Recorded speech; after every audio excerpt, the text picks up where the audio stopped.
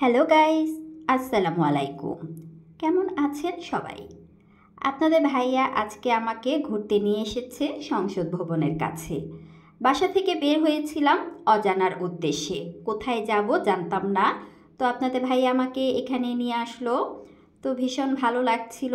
পরন্ত বিকেলে এরকম পানি, ছায়া, আলো সব কিছু মিলিয়ে অসম্ভব ভালো লাগছিল আজকে এই জায়গাটা।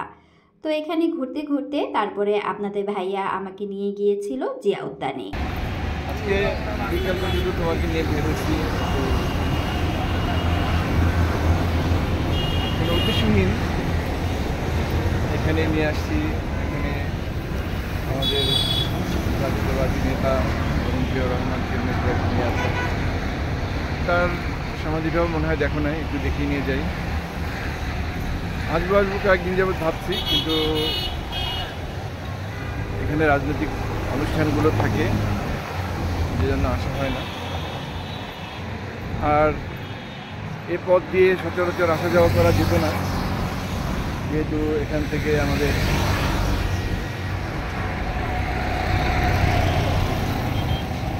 সেই বিতার্কিত মহারানী সবসময় আসা যাওয়া করতেন।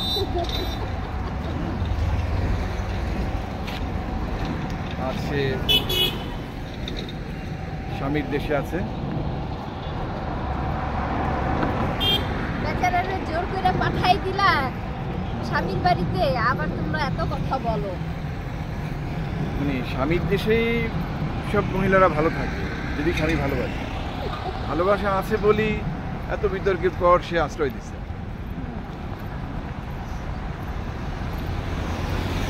আর রাতের বেলা অন্ধকার করে রাখতো, যাতে প্রতিহিংসাবশত এখানে কেউ আসতে না পারে। যাই সামনে আমরা একটু চন্দ্রিমা উদ্যানে যাব, কৃষ্ণ লেকের পাড়ে বসবো, ঝালমুড়ি ফুচকা কিছু খাওয়া যায়।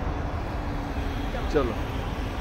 সংসদ ভবনের সামনে বেশ কিছু সময় আমরা ঘোরাঘুরি করলাম, ছবি তুললাম, আর এখন যাচ্ছি চন্দ্রিমা উদ্যানে বা জিয়া উদ্যানে।